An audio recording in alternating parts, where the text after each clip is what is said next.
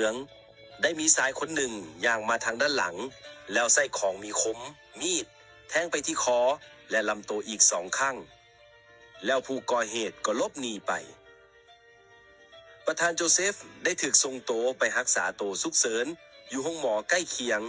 ส่วนเจ้าหน้าที่ตำรวจกำลังอยู่ในระหว่างการสืบสวนนำจับตัวผู้ก่อเหตุมาดำเนินคดีตามกฎหมาย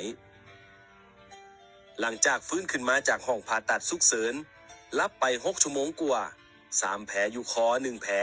และอยู่หน้าอกทางซ้ายและขวาบอลละ1ขอบใจสำหรับคำห่วงใยจากทุกคนส่วนสำหรับผู้ที่ดีใจกับบุถือซาหยังคนเฮามันต้องบ่มีการศึกษาสำใด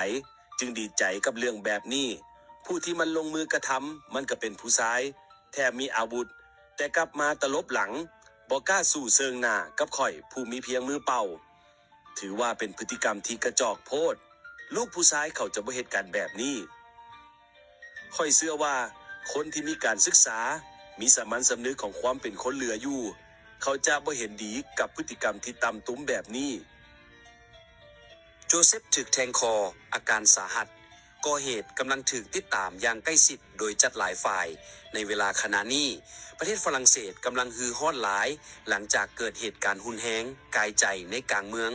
ผู้เสียหายมีชื่อว่าประโทโจเซฟอาการาวงศ์ผู้เป็นที่ฮู้จักดีในวงการธุรกิจและสังคมเหตุการณ์สะเกินนี้เกิดขึ้นในเมื่อวานนี้วันที่14 เดือน 6 ปี 2025เวลาประมาณ 11 โมงปลายตามเวลาของฝรั่งเศสในขณะที่ปะทาโจกำลังย่างลิ่นย่างสบายใจอยู่กลางเมืองโดยบ่มีการระวังตัวหลายพอจู่ๆนั้นได้มีชายคนหนึ่งที่ยังบ่สามารถระบุตัวตนได้ย่างมาจากทางด้านหลังและได้ใช้อาวุธคมแทงไปที่คอของปะทาโจอย่างกระทันหันตามด้วยการแทงใส่ลำโตอีก2 ครั้งก่อนที่ผู้ก่อเหตุจะหลบหนีหายไปอย่างเลื่อนไหลภายหลังเหตุการณ์ผู้ได้ใกล้เคียงได้ฮีบให้การช่วยเหลือขั้นต้นและได้แจ้งเจ้าหน้าที่ในเมซ่าประสบกับการมาฮอดของรถพยาบาลปะทาโจถูกนำส่งไปรับการรักษาต่อในห้องหมอใกล้เคียงที่มีความพร้อมในการรับมือกับอาการสาหัสท้ายสุดท่านถูกรายงานว่าอยู่ในภาวะอันตรายแต่แพทย์กำลังให้การดูแลอย่างเต็มที่เพื่อช่วยชีวิตของปะทาโจส่วนทางจัดหลายภาคส่วนเช่นตำรวจและเจ้าหน้าที่ความปลอดภัยกำลังอยู่ในขบวนการสืบสวนเพื่อตามล่าตัวผู้ก่อเหตุมารับโทษตามกฎหมาย